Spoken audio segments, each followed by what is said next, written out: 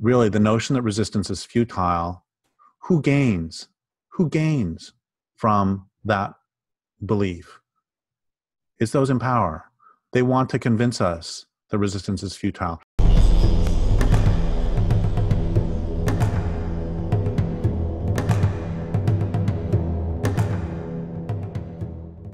I can't tell you how many times over the decades that people have said to me, you know, resistance is futile.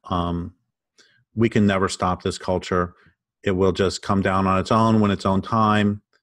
And in the meantime, just take care of yourself. And I can't tell you how much I hate this for a few reasons. One of them is that, yes, this culture will come down, but 200 species went extinct today, and 200 species will go extinct tomorrow, and 200 species will go extinct the day after that. And every day this culture continues is that much more damage to the earth. And in, you know, the German resistance to Hitler faced this question after D-Day that they asked, so since the war is essentially over now, why should we bother to risk our lives? And Henning von Tresckow gave a great answer, which was, every day this war continues, it's like 15,000 extra civilians die, or some large number of civilians die. So basically every day sooner that we can bring down the Nazi regime is that much sooner the war is over, that much sooner, and there are those civilian casualties won't die. And also, we need to do this to show to history that there were some decent Germans. And we can recognize that Henning von Tresckow is a hero, but we need to apply that today too. That even if it will come down someday, even when it does come down someday, two things. One is that there are all those species who would not be driven extinct if this culture were to come down now. And the other is that we need to show to the humans and non-humans who are living today, and to the humans and non-humans who will live in the future, that there were some decent humans.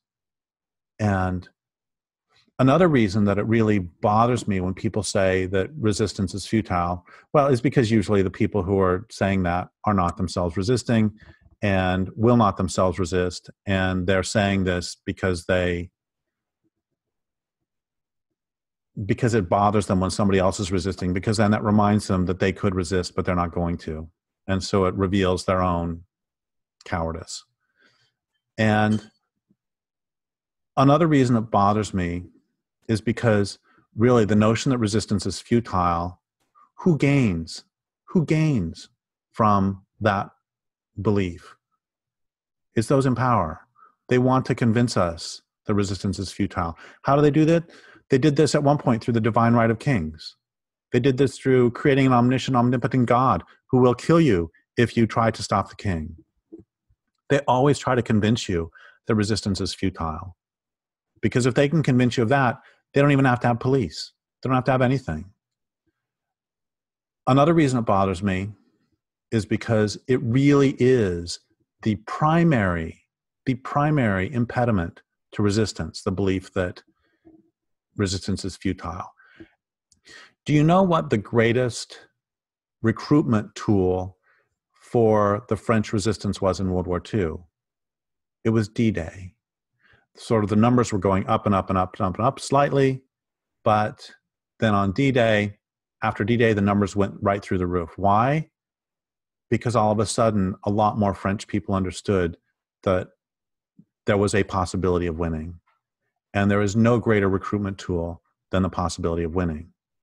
Which means also that the biggest impediment, the converse of that, is the biggest impediment to recruitment is the belief that resistance is futile. So again, when anybody says the resistance is futile,